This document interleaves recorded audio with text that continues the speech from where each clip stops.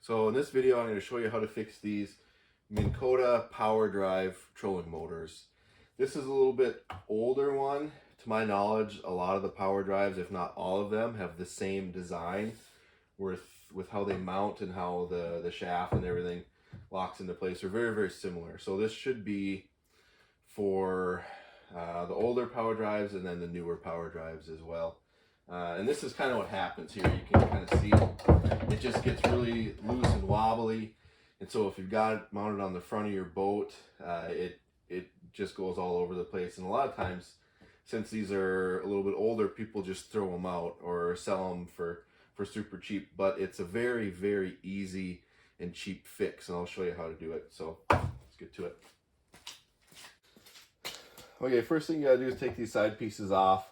There's two Phillips head screws in each side. Make sure you're using Phillips number 3 to take those out. If you use a Phillips number 2, you could very easily strip those, and it's just kind of a pain. So make sure you got a Phillips number 3 to take these out on each side. Okay, so here's what it looks like underneath. I'll give you a shot of that. If you notice this, there's nothing in here, and there's nothing here, and so that's what makes it loose. And for reference, I just happen to have another power drive. That's what it's supposed to look like. You're supposed to have this rubber cushion in here, these two retaining clips, and then there's supposed to be, I forget what they call these little, like a Speednut or something like that, right there, holding those pins in. And I think they're supposed to be a Speednut on this one here, but you can kind of see this one's falling apart as well. This is a newer power drive. Like I said, I think they're pretty much all the same. They have the same design, and so this one's starting to go too. So that's what it's supposed to look like.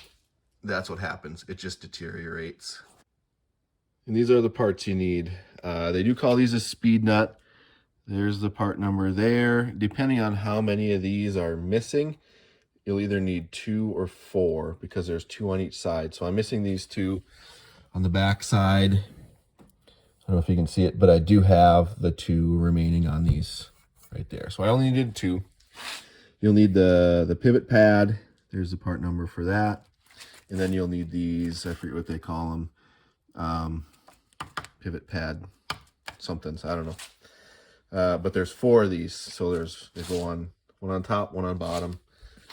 Just like you can see there, one on top, one on bottom, on each side. So that's one thing I love about Minn Kota is you can go on their website and basically purchase anything for these trolling motors. You can purchase the nose cone, the propeller, the all the stuff on the inside, everything, and it's reasonably priced too.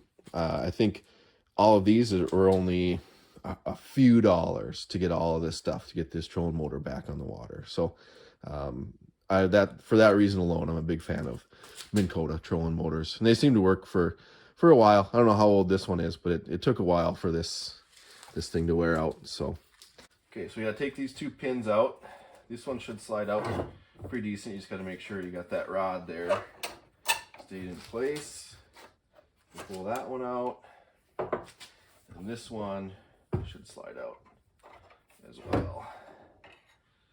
Those 2, make sure, keep them in order. You should be able to set this off to the side, and that frees up your area. See, there's still one of these left in here and a little bit of the rubber. So we pull that out. If you can, get that's what's left. They just turn into rocks and deteriorate. And then this, throw that away. So then what you're left with is these 2 open holes.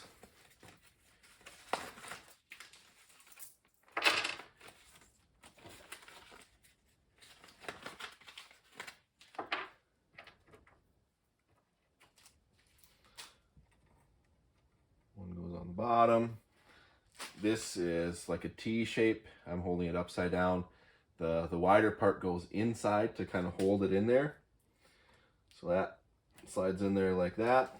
And actually, you gotta put this one in there first, hold it up top, then you slide it in there. Do the same on the other side. Put that in there. Get the other one in there from the inside. slide the pad in there. Oops.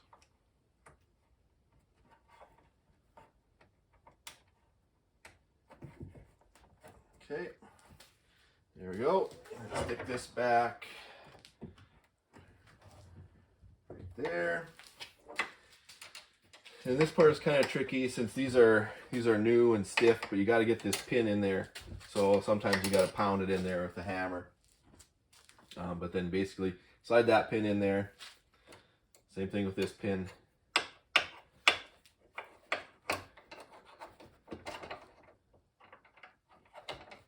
There. So I'll tap this pin in there. Okay, so the reason that you have to keep track of the front pin and the back pin is if you look at this pin has a little bit of a taper to it. That's because you have to pound it through that way, or that way, I guess. It doesn't really matter, but that taper helps it get underneath these retainers in this pad when you're pounding it through. It helps it keep it lined up with the actual frame of the trolling motor. So that's why you got to keep them in order, because it'd be really hard to push this flat end through versus that tapered end. All right, so next step is installing these. This one's still on there, but this speed nut. And so I use just a 3/8 inch socket. You set it on there, and the 3/8 is just big enough to fit over the shaft. So you just give her a little tap and see it goes on there. It'll stay on there. Then you do the same for whichever ones you're missing or whatever ones you had to take off to redo this. So like I said, potentially up to 4, but for sure the 2 that are going to be missing on this shaft are the ones you're going to take off for this shaft that goes through. So there we go. Once we got the shaft in there with the speed nuts on, you can kind of see it pivots just fine. There's no play or anything like that. Looks good. And you should be able to just put the side covers back on and you're good to go. I'll put the part numbers in the description of this video. Like I said, they're only a few bucks. They should work for a lot of the Powerdrive motors. Very easy to do. Kind of saves you, I don't know how much these trolling motors cost nowadays, but I think even last summer you couldn't even buy them because of COVID supply chain issues. But there you go. If you got any questions, just let me know. Thanks.